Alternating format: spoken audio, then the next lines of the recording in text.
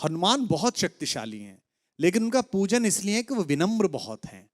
जब लक्ष्मण को मूर्छा आई और भगवान ने सोचा कि मेरा ये सबसे बड़ा संकट कौन हर सकता है, देखो भगवान सबके संकट हरते हैं, भगवान के जीवन पे संकट आया तो उन्होंने किसको पुकारा?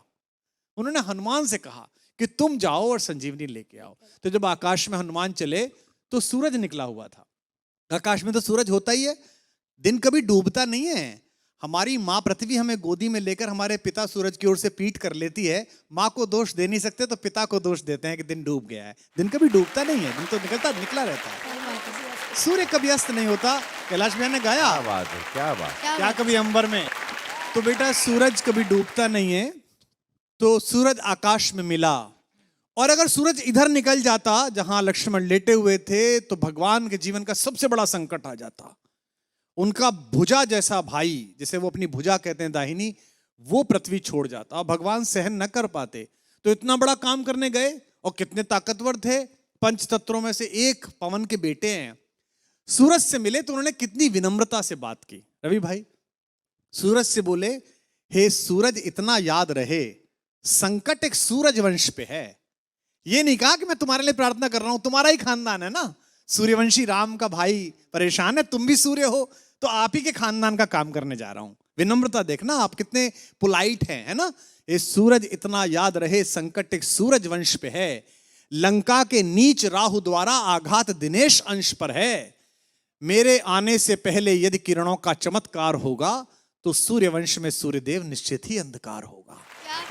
कितना प्यार से बोल रहे हैं देखो आप।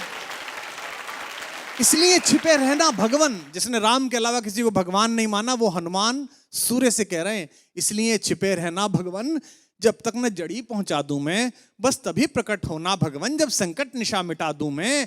आशा है स्वल्प प्रार्थना, ये जरा सी प्रार्थना सच्चे जी से स्वीकारोगे, आतुर की आर्त अवस्था को होकर करुणार्थ निहारोगे। 8 लाइन की विनती के बाद धीमे से अपना विजिटिंग कार्ड दिया सूरज को। शक्ति पाना, यश पाना, लेकिन विनम्र रहना। आशा है स्वल्प प्रार्थना ये सच्चे जी से स्वीकारोगे, आतुर की आर्त अवस्था को होकर करुणार्थ निहारोगे।